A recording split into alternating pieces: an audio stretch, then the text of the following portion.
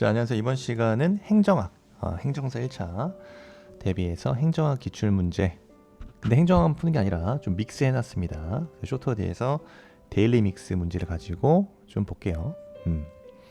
자, 다음 중앙인사기가 유형입니다. 유형. 옳은 거 골라라서 옳은 거.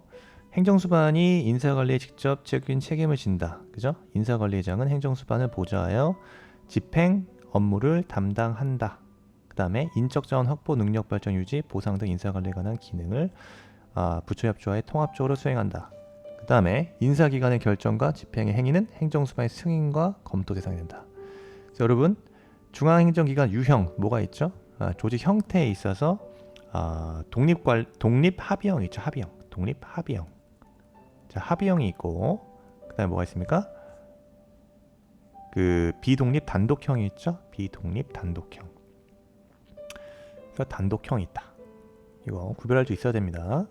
비독립 단독형이 있다. 그 다음에 이제 절충형이 있다 이거죠. 근데 우리가 이제 합의형과 독립 단독형을 구별할 줄 알아야 돼요. 지금 제시부에서 나오는 건 뭡니까? 행정수반을 보좌한다. 누가? 행정수반 누구죠? 대통령 혹은 총리가 되겠죠.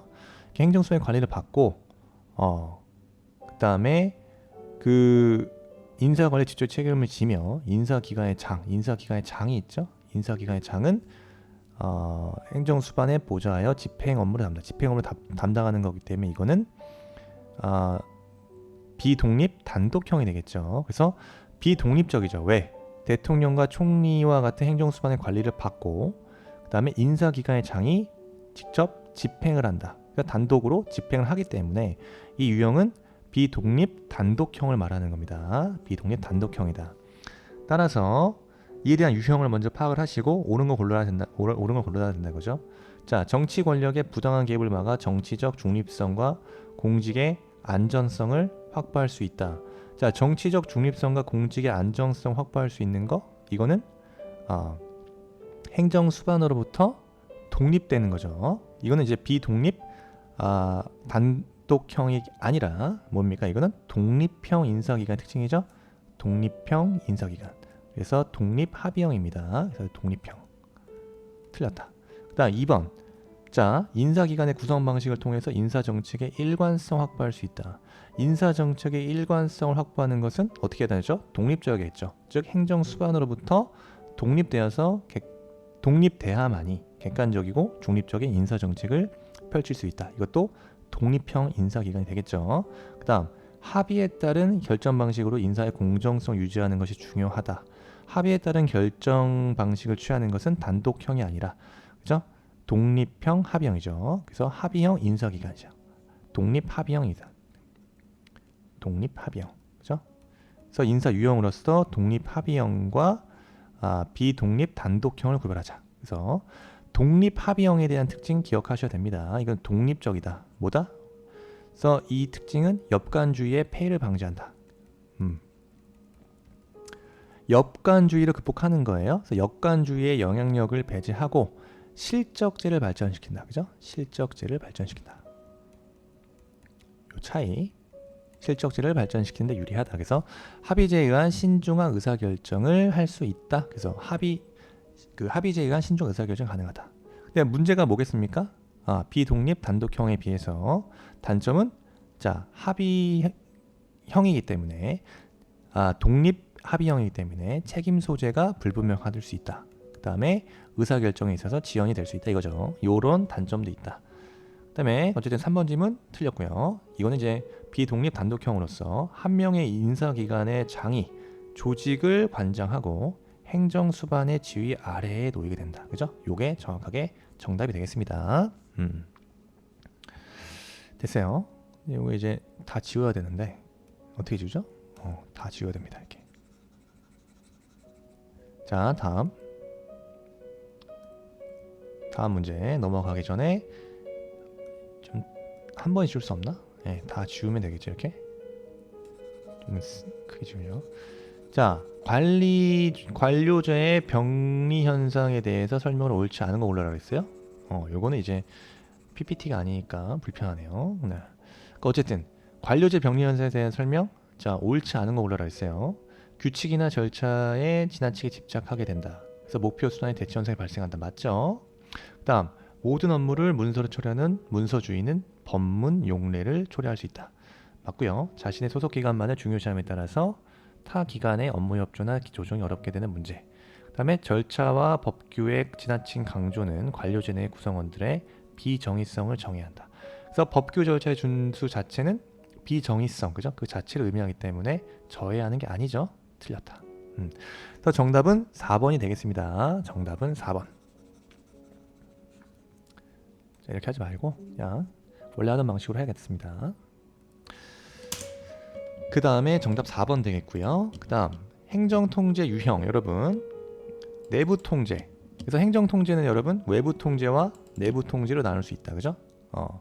기본적으로 내부 통제는 뭡니까? 행정부 내부 조직의 내부 조직에서 행정 능률성을 제고하기 위해서 행정부를 통제하는 것이다. 대표적으로 감사원이에요. 감사원. 그래서 감사원에 의한 통제. 그다음에 행정수반, 그다음에 소관기관의 장 등의 통제가 있다 이거죠. 그래서 감사원 혹은 자 국민권익위원회, 그다음에 청와대 같은 경우는 국무총리실, 그다음에 중앙행정부처죠. 이런 것들은 내부 통제의 예다 이겁니다. 그 다음에 국민에 의한 통제, 이익집단에 의한 통제 다 외부적 통제죠. 사법부에 의한 통제, 사법부도 외부적 통제에 해당합니다. 그 다음에 외부 조직, 외부 통제라는 거 여러분 이렇게 외부 조직에서 행정의 민주성을 확보하기 위해서 사법부나 이런 입법부에 의한 통제 같이 입법, 사법, 정당, 언론, 국민, 옴부즈만 제도가 대표적이다. 헌법재판소도 마찬가지고요.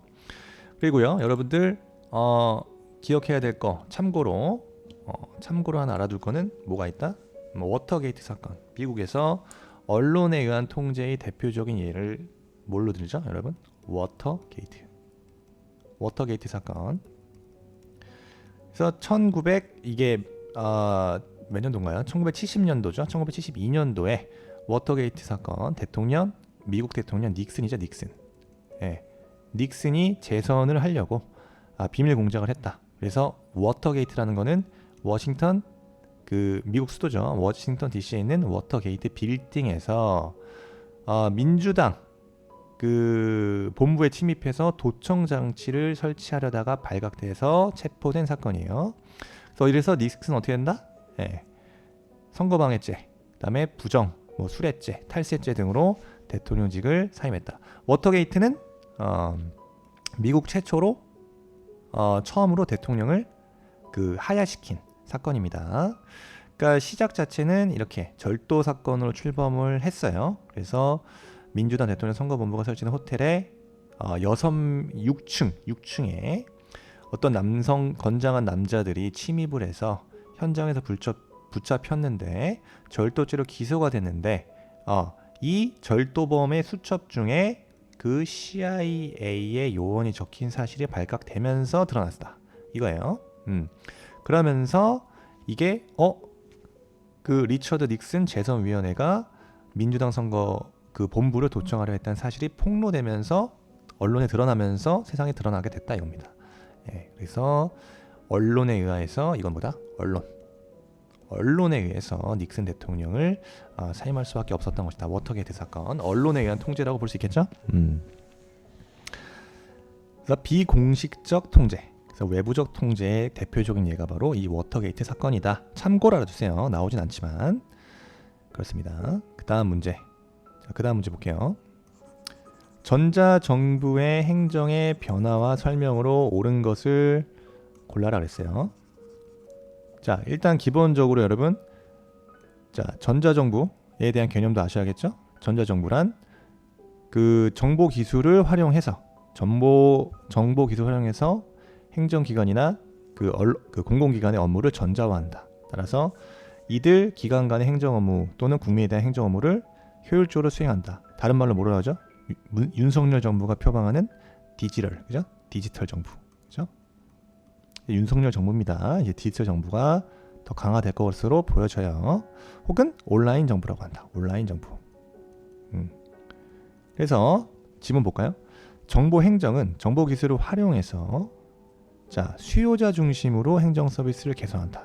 정확하게 맞습니다. 공급자가 아니라 수요자 중심으로 행정 서비스를 개선해야 한다고 보죠. 그다음 2번 전자정부는 단순히 정보기술에 의해서 정부의 업무 처리 방식만을 변화시킬 뿐만 아니라 뭐까지? 전자 거버넌스를 실현시킨다. 이거 틀렸고요.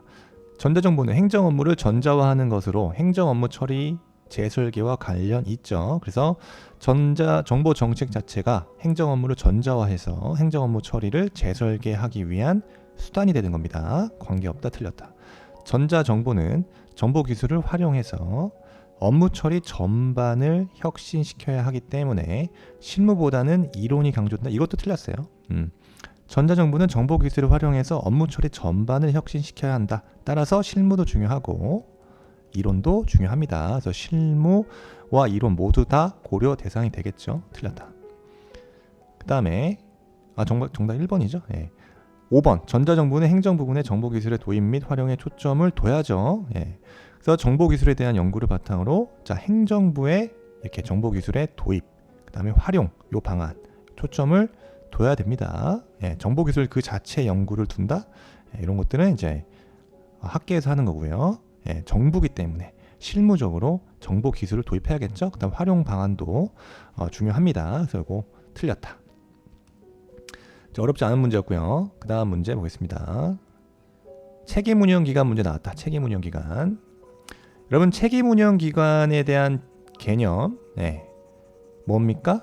말 그대로 책임. 정부가 수행하는 사무 중에서 공공성을 유지하면서 뭐 하는 거예요? 경쟁 원리에 따라서 운영하는 것이 바람직한 경우 혹은 전문성이 있어서 성과 관리를 강화할 필요가 있는 사무에 관해서 누구한테? 기관장입니다. 기관장에게 행정과 재정상의 책임, 행정력과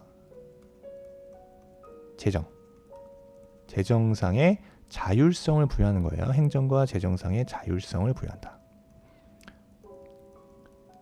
그리고 뭐 하는 거죠? 네가 책임지라 이거예요. 그 성과에 대한 책임을 네가 져라 이겁니다. 성과에 대한 책임을 묻겠다. 책임을 지도록 하는 대한민국 행정기관이다. 대표적으로 여러분 그 책임운영기관은 조직상으로는 소속 책임운영기관이 있고 그 다음에 중앙책임운영기관이 있죠. 중앙책임운영기관 대표적으로 뭐가 있습니까? 특허청이 있다. 특허청. 소속 책임운영기관은 뭐 조사연구형, 교육훈련형 등등 있다. 문화형 이런 등등. 그 다음에 문제를 보시면 책임운영기관은 기관장에게 재정상의 자율성을 부여하고 그 운영 성과에 대해서 책임을 지도록 하는 행정기관의 특성. 이게 개념이다. 그죠? 개념. 그 다음에 소속 책임 운영기관에 두는 공무원의 총 정원 한도는 총리령 아닙니다. 여러분. 대통령령입니다. 대통령령으로 정한다. 이 경우 고위공무원단에 속하는 공무원 정원은 뭐 부령도 있지만 부령 또는 총리령. 부령 또는 총리령으로 할 수 있다. 그 다음에 이 경우에도요. 총리령 또는 부령으로 정할 수 있지만 대통령령으로 정하는 바에 따라 통합하여 정할 수도 있다 이거예요. 2번 질문 틀렸네요. 옳지 않은 거. 3번 소속 책임 운영기관의 소속 공무원의 임용시험은 기관장이 실시함을 원칙으로 한다. 맞고요. 기관장의 근무기간은 5년의 범위입니다. 5년. 그래서 소속 중앙행정기관이 정하되 최소 2년 이상으로 한다. 라고 정해져 있죠. 맞는 지문입니다. 오케이. 다음 문제. 신제도주의에 대한 설명으로 그 유형과 특징에 대한 설명으로 바로 연결하는 것을 골라라. 여러분 신제도주의 이게 뭐예요? 우리 그 신제도주의라는 것은 말 그대로 구조적 관점에서 사회 현상을 분석하는 이론을 신제도주의라고 하죠. 신제도주의를 한다. 그래서 우리 모두는 뭐다? 제도주의자다라는 말이 사회 현상을 분석함에 있어서 뭐 하는 거다? 제도적 차원에서 접근을 매우 중요시 한다는 말이죠. 그래서 신제도주의라는 거. 그래서 기본적으로 신제도주의 유형이 말하는 것은 인간의 행태가 다양한 주체들 간의 상호작용을 통해서 형성된다. 그 과정에서 사회적 규범이나 문화와 같은 공유 가치에 영향을 받는다고 합니다. 그래서 신제도주의는 기존의 그 경직된 제도를 상정해서 이를 기반으로 한 구조 결정론 관점에서 탈피해서 뭐다? 개인의 행태, 그 다음에 플러스 상호주의, 상호작용하는 제도를 상정한다. 그래서 유기체로서의 제도입니다. 유기체로서의 제도를 강조한다는 거예요. 유기체로서의 제도를 강조한다. 그래서 신제도주의 하의 제도는 자, 개인의 행태를 제약하는 동시에 뭐다? 행태 영향에 의해서 구조화된다. 그래서 보다 거시적이고 분석적인 접근이 가능해졌다고 봅니다. 그래서 신제도주의 유형은 이렇게 합리적 선택에 의한 제도주의와 역사적, 그 다음에 사회학적 제도주의로 나눈다 이거죠. 그래서 자, 신제도주의 유형에 대해서 자, 역사적 신제도주의는 기본적으로 권력의 불균형성과 경로 의존성이죠. 그래서 각 국가의 역사적 맥락 속에서 형성된 제도의 경로 의존성을 인정합니다. 그래서 역사적 제도주의에 맞는 거는 경로 의존성이 맞는 거예요. 그 다음 사회학적 제도주의, 기본적으로 제도의 형성이나 변화에 있어서 뭡니까?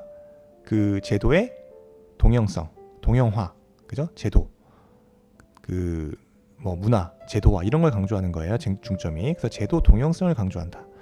반면에 이제 합리적 선택 제도주의는 그 거래 비용론, 대리인론 등의 영향을 받았다. 그죠?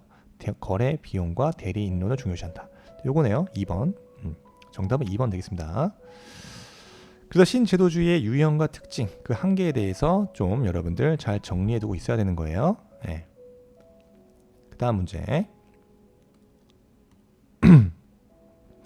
자, 조직 목표 변동에 대한 설명으로 옳은 골라라 그랬다. 조직 목표. 자, 옳지 않은 거죠? 옳지 않은 거. 자, 볼게요. 그래서 기본적으로 자, 1번. 원래의 목표가 다르거나 다른 목표로 전환되는 것이 목표의 대치 또는 전환이라고 한다. 맞죠? 네, 조직 목표. 다른 목표로 전환되는 거, 대치 또는 전환이라고 한다. 목표가 달성되었거나 불가능하다. 본래의 목표를 세우는 목표로 교체하는 거. 요거는 목표의 승계라고 한다. 그래서 목표가 달성되었거나 달성이 불가능한 경우 본래의 목표를 새로운 목표로 교체하는 거. 목표의 승계라고 봅니다. 동종 목표의 수 또는 이종 목표가 늘어나는 것은 당연히 추가라고 하고요. 동종 또는 이종 목표가 수가 줄어드는 거. 축소겠죠? 당연히 정답 5번입니다. 1번부터 4번에서 오답을 체크하신 분은 없을 거라고 봐요. 네, 5번은 체크가 돼야 됩니다. 정답이 5번이고요. 자, 미헬스의 과두제 철칙은 목표의 추가 현상을 설명한 것이 아닙니다. 자, 과두제 철칙 누가 주장해요? 미헬스. 그죠? 독일의 사회학자 로베르트 미헬스가 제시한 정치 이론이 어디서? 정당 사회학에서 제시했다. 그러면서 자, 뭐라고 얘기합니까? 아무런 민주적인 조직이다 하더라도 조직 운영의 그 전략적, 그 다음에 기술적 필요상 어떻게 된다? 소수의 엘리트요. 소수의 엘리트에 의한 과두지배. 이게 소수의 엘리트에 의한 지배죠. 과두지배가 필연적 철칙으로 나타난다. 즉 뭐다? 소수자 지배 이론입니다. 소수자 지배 이론이에요. 과두제 철칙 이론이요. 소수자 지배 이론이다. 따라서 이렇게 미헬스에 따르면 결국 어떻게 됩니까? 이 지도자, 모든 조직은 결국 지도계층에 의해서 운영이 될 수밖에 없다.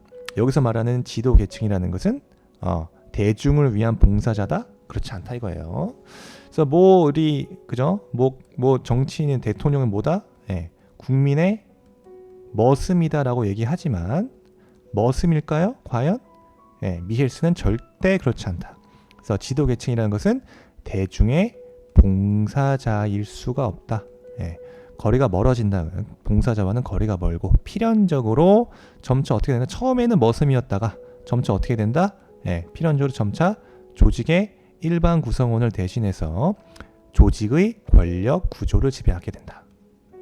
조직의 권력 구조를 지배하는 주체로 성장할 수밖에 없다는 거죠. 요겁니다. 그래서 어떻게 합니까? 이 권력 구조를 지배하기 위해서 정보에 대한 접근을 통제하게 됐죠. 우리 역사적 우리 한국사 공부하면서 그죠? 정보에 대한 접근을 통제하죠. 그다음에 권력층을 성공적으로 권력을 집중시킨다. 이거예요. 그래서 어쨌든 결론적으로 자, 이 지문 보시면 과두제 철칙은 목표의 추가 현상이 아니라 뭡니까? 상층부의 많은 의사결정이 집중되게 되면 이를 바탕으로 자, 사익 추구가 가능하게 돼서 본래의 목표가 아닌 다른 목표를 추구하게 되는 겁니다. 본래의 목표가 아닌 다른 목표로 어떻게 되는 거예요? 목표가 대치된다는 거죠. 대치 또는 전환된다. 그래서 미헬스가 얘기한 과두제 철칙은 목표의 대치 혹은 전환을 설명할 수 있는 이론이다 이겁니다. 정답은 5번 되겠어요. 5번. 아시겠죠? 이거 어려운 문제가 아니에요. 이거 쉬운 문제입니다. 근데 이제 설명이 좀 들어갔고요. 그 다음에 자, 우리나라 지방 뭐야 이거? 지울게요. 지방재정 조정제도에 대한 설명으로 옳지 않은 것을 골라라. 옳은 거 골라라 했죠? 옳은 거. 네. 자, 옳은 거. 자, 대부분의 지방교부세는 뭡니까? 끈이 달린 돈의 성격을 갖는다? 그렇지 않다. 그래서 지방교부세는 끈이 달린 돈이라는, 그러니까 돈에 끈이 달렸으니까 용도에 제한이 있다? 없다? 이겁니다. 이 끈이 달린 돈은 뭐예요? 국고 보조금에 해당한다. 이겁니다. 국고 보조금에 해당한다. 그 다음 2번 많은 경우에 있어서 지방교부세는 지방자치단체의 지방비 분담을 요구합니까? 지방교부세는 지방자치단체의 지방비 부담을 요구한다? 그렇지 않다. 지방교부세는 지방자치단체의 지방비 부담이 없습니다. 틀렸고요. 조정교부금이 뭡니까? 조정교부금.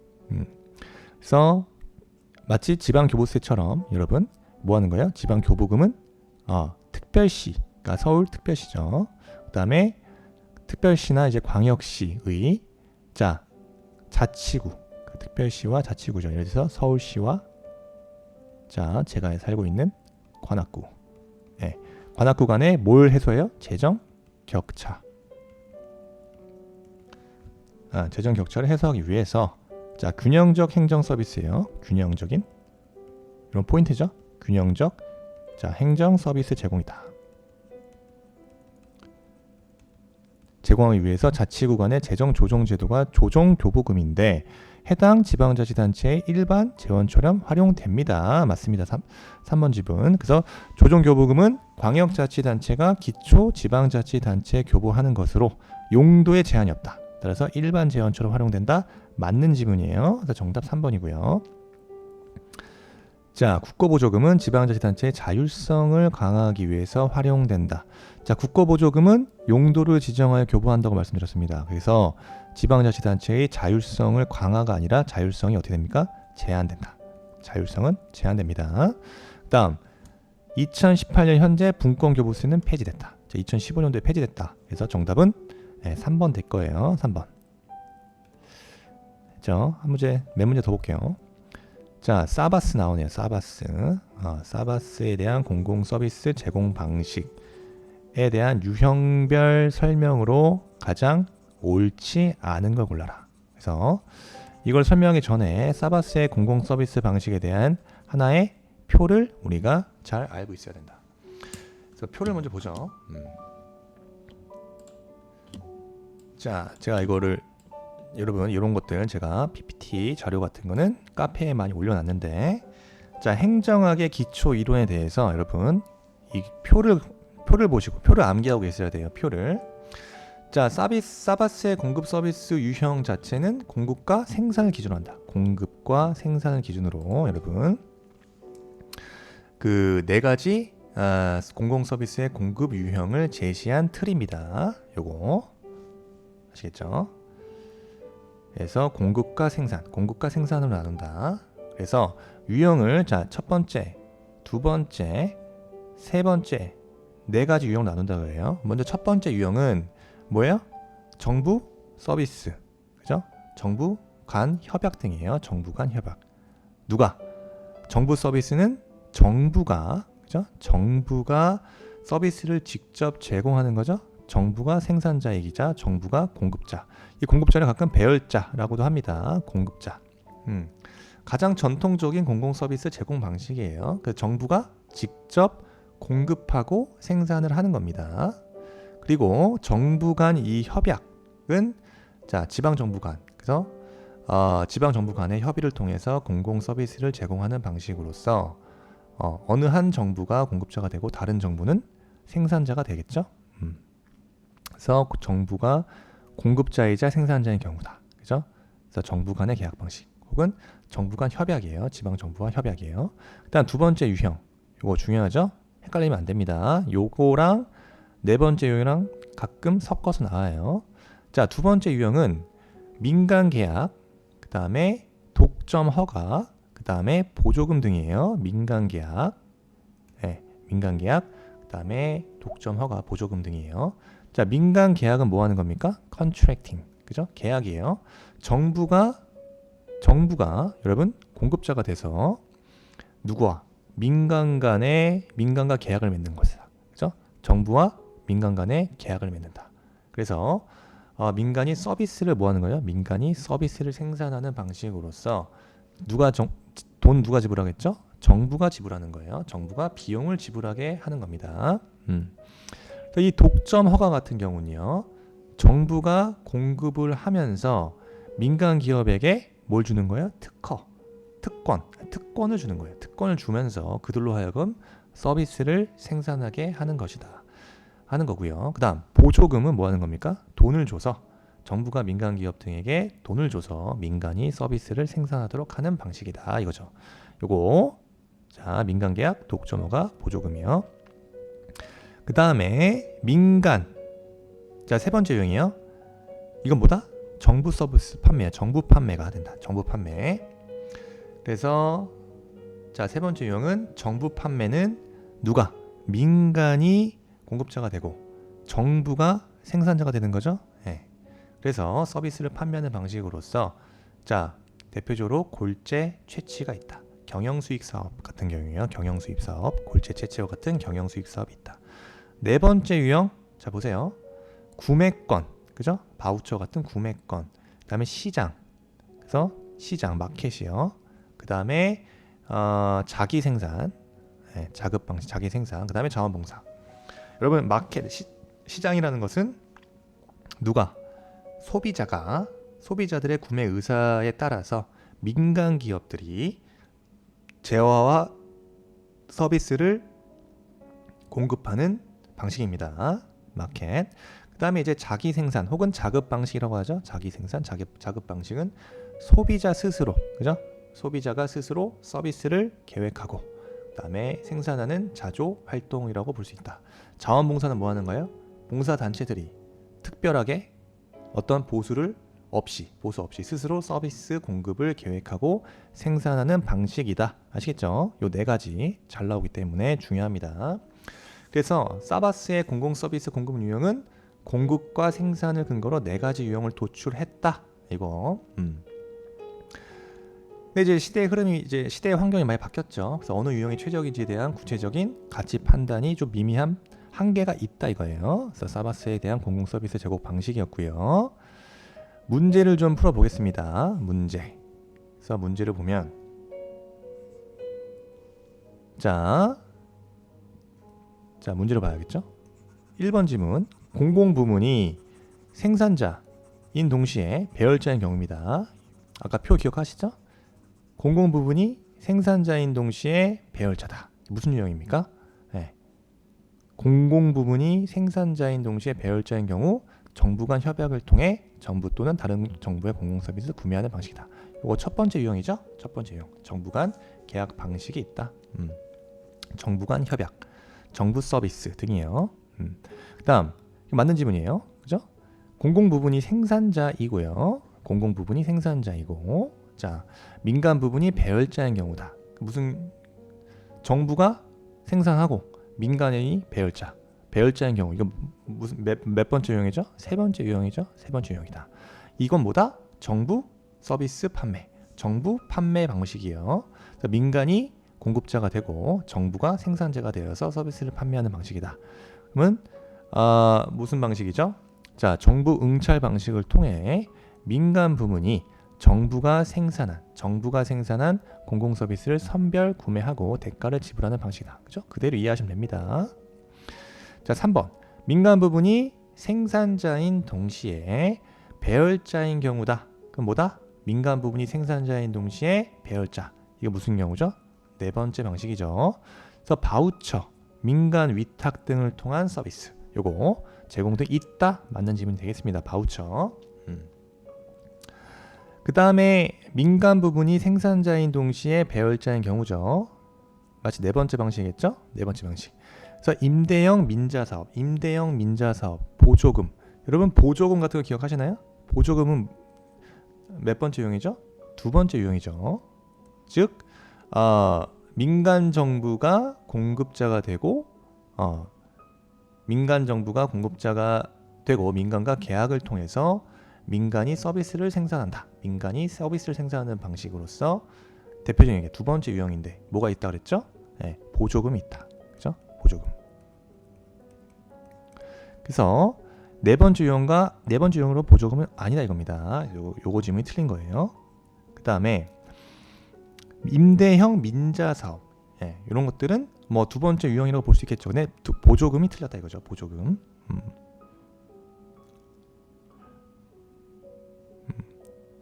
그래서 4번 질문이 틀린 겁니다.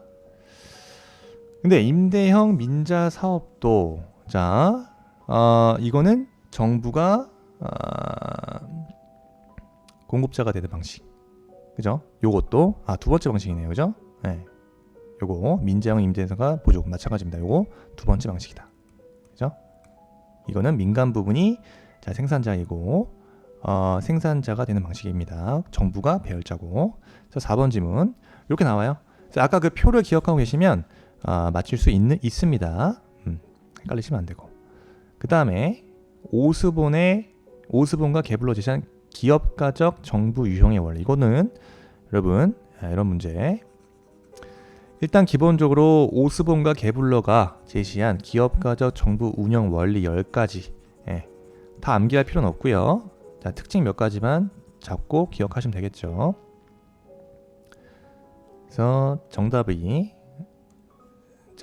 일단 표시하지 말고 정부 운영 원리. 자, 여러분 1번 보세요. 기억 지문이 좀 어려웠습니다. 기억 지문. 투입 과정 성과를 균형 있게 연계한 예산 배분. 요게 틀린 지문입니다.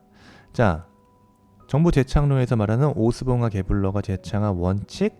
자, 첫 번째 성과지향적입니다. 성과지향적. 자, 기억에서 말하는 성과지향적 정부는 뭐합니까? 말 그대로 업무의 성과를 제고하는 거죠. 업무 자체의 성과를 제고한다. 그래서 뭐 해야 돼요? 투입이 아닙니다. 투입이 아니라 산출. 그죠?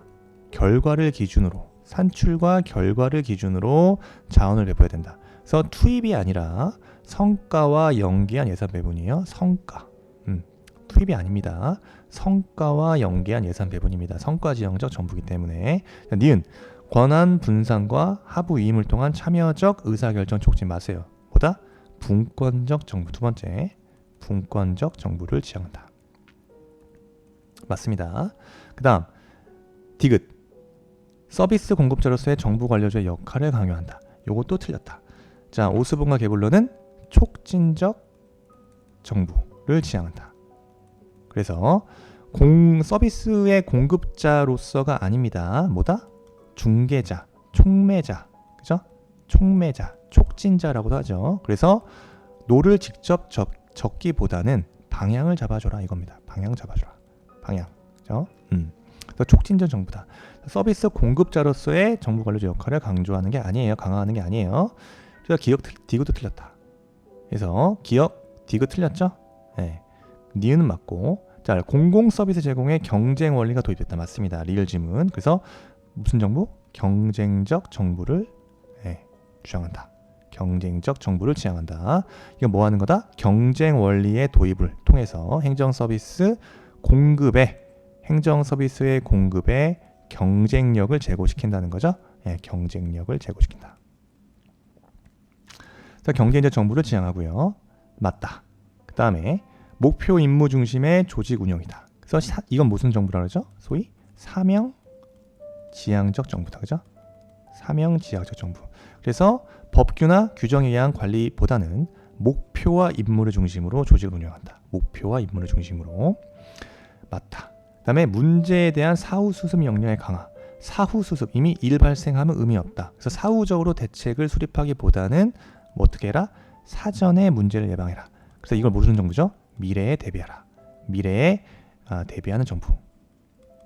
미래지향적 정부를 지향합니다. 미래에 대비하는 정부를 지향합니다. 그래서 몇 가지입니까 벌써? 성과지향적, 분권적, 촉진적, 경쟁적, 사명적, 미래지향적, 그죠? 그 외에도 뭐 시장지향적, 그죠? 그다음에 경쟁적, 그다음 지역사회가 주도하는 정부 등을 주장한다. 그래서 정답은 2번 되겠습니다. 됐죠? 자, 한 문제만 더 볼까요? 네, 시간이 30분이 지났기 때문에 한 문제만 더 보고 마무리할게요. 자, 조직 구조의 상황 요인에 대한 설명으로 보기에서 모두 고른 걸 골라라 했어요. 자, 이것도 중요하다. 이것도 중요한 문제예요. 그래서 조직 설계에 있어서 여러분 기본적으로 자, 조직 설계에 있어서 기본적으로 뭐가 있죠? 자, 복잡성이 있다. 그죠? 복잡성. 이것도 표를 하나 기억해 주세요. 복잡성. 그 다음에 공식성. 그 다음에 뭐다? 집권성이 있다. 센트럴라이제이션. 이 세 가지. 이게 조직 설계할 때 세 가지 요건이에요. 자, 이해하셔야 됩니다. 이해하셔야 돼요. 이 복잡성이 뭡니까? 조직 구성원의 맡은 과업에 대한 설계 방법이라고 한다. 즉, 자, 수평적 혹은 수직적으로 어떠한 분업 체계를 사용할 것인가 하는 것이죠. 그리고 공간적으로 어떻게 분산시킬 것인가. 개념 이해하시고, 공식성은 뭐다? 조직 구성원의 개별 행동을 어떻게 통제할 것인가. 공식화하는 거죠. 그래서 그들의 작업 방식이라든가 작업 규칙 등을 사전에 공식으로 정해 놓는 거죠. 어떻게 공식화할 것인가. 집중도는요, 집권성, 의사결정의 권한을 어느 정도 이양할 것인가, 아니면 모든 권한을 어떻게 집권할 것인가의 문제가 집권성입니다. 그래서 표를 하나 이렇게 이해하시면 돼요. 복잡성, 그 다음에 공식성, 집권성에 있어서 여러분, 자, 조직에 대한 규모가 커질 때 이게 막 이렇게 나오죠. 그 다음에 하나 더 해야겠다. 그 다음에 기술, 기술이 좀 발전할 때에, 그 다음에 환경이요, 혹은 뭐다? 이건 다른 말로 불확실성이에요. 불확실성이 커질 때, 요거를 한번 정리해보자 이겁니다, 여러분. 자, 조직이 여러분 복잡해진다. 복잡해지면 여러분 기본적으로 공식적이고 권한의 집중도가 높아진다. 이렇게 보세요. 이해하세요. 자, 조직의 규모가 먼저 확대된다는 것은 뭐라 봅니까? 자, 종업원의 수가 늘어났거나 매장의 수가 늘어났다고 칠게요. 그럼 어떻게 돼요? 복잡성은 늘어날 수밖에 없겠죠? 증대될 수밖에 없다. 그 다음에 공식성도요. 공식 절차도 증가할 수밖에 없다 이거죠. 반면에 조직 규모가 증가하게 되면 이 집권성 어떻게 돼요? 한 사람한테 이 조직이 이렇게 커지는데 그 권력 자체가 집중되는 것이 불가능하게 되는 거죠. 권력을 집권화하는 것 자체가 불가능해진다. 따라서 권양 이양의 필요성이 증대된다. 그래서 집권성은 낮아진다는 거죠. 그 다음에 자, 환경 먼저 볼게요. 환경이 불확실성하게 된다는 거 어떻게 되는 거예요? 의사결정자의 환경의 영향력에 대한 정보에 비대칭적으로 가지고 있다. 그래서 환경을 전혀 예측할 수 없다는 거는 없게 되는 겁니다. 따라서 환경의 불확실성이 높을수록 어떻게 된다? 집권화도 낮아질 것이고요. 당연히 공식성도 낮아지겠죠. 다만 복잡성만 증가할 것이다. 요거 아시겠죠? 그 다음에 조직이 사용하는 기술이요. 요 기술, 요건 뭐다? 원하는, 자, 투입을 했을 때 인풋이 들어오면, 자, 원하는 상태로 변화시키는데 이용되는 모든 기술, 뭐 지식이라든가 도구, 기법이 기술이다. 어쨌든 이렇게 복잡성이 증가하게 되면 어떻게 됩니까? 당연히 새로운 팀 조직도 필요하게 된다. 따라서 기술이 변화하게 되면 관리 혁신도 요구될 수밖에 없겠죠. 복잡성이 커지고 공식성과 집권성도 낮아질 겁니다. 왜? 비일상적 기술이 높아지기 때문에 그렇다 이겁니다. 그래서요. 자, 기술이 일단 그 기술에 있어서 좀 더 이해를 도모하기 위해서 참고로 이런 얘기를 한번 들어보죠. 예를 들어서요. 자, 그 예를 들어서 자, 기술성에 대해서 자, 우리가 서울랜드에 가면 동물원이 있습니다. 동물원에 가면 여기 이제 사파리 존이 있죠. 사파리가 있고, 그죠? 뭐 초식동물 따로 있고, 그죠? 여기 보면 뭐 코끼리도 있고, 뭐 초식동물 따로 있고, 뭐 호랑이와 사자 따로 있고, 이렇게 따로 구별합니다. 개별적으로 구별해요. 구획을 정해지고 있다. 그래서 개별 전시를 하고 있다가 어느 날 자, 기후나 지역에 따라서 동물들을 자, 종합 전시로 하자. 한 곳에 모으자 이겁니다. 그래서 개별 전시에서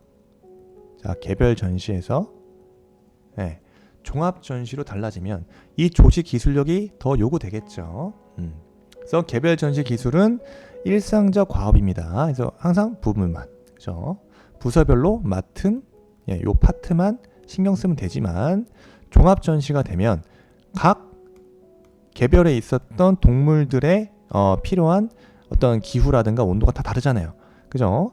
코끼리와 그죠? 펭귄을 한 곳에 보고 싶은데 그럼 어떻게 해야 되냐 이거죠. 기술력이 늘어날 수밖에 없다. 그 기술력에 대한 수준이 높아질 수밖에 없다. 그럼 기술력의 수준이 높아지면 당연히 복잡성도 늘어날 수밖에 없겠죠. 자, 복잡성의 증가로 인해서 새로운 형태의 팀 조직이 필요할 수밖에 없다 이겁니다. 그래서 기술 시스템의 변화, 즉 사회 시스템의 변화를 유도할 수밖에 없다.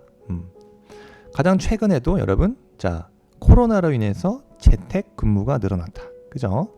기존에는 그냥 워크플레이스, 사업장으로 갔어야 되는데 이게 일상적 근무였는데 이제 코로나로 인해서 재택 근무를 해야 될 수밖에 없는 상황이에요. 그때 우리가 어떤 기술이 증가했죠? 뭐 메타버스라든가, 그죠? 뭐 줌 같은 영상 화상을 통한 그런 그 영상, 뭡니까? 화상 회의 이런 기술이 더 증가됐다 이겁니다.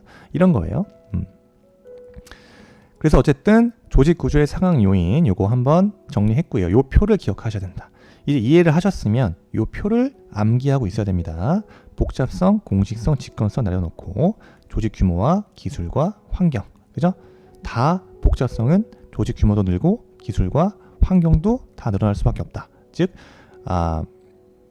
조직이 복잡해지면 자, 공식적이고 권한의 집중도도 높아질 수밖에 없다 이겁니다. 그 다음에 자, 문제 볼까요? 자, 기억, 비일상적인 기술일 경우, 자, 비일상적이다. 그러면은 공식화가 높아질 것이다. 비일상적 기술의 경우는 여러분 공식화가 당연히 높아지지 않겠죠. 공식화는 낮아질 겁니다. 낮아질 수밖에 없다.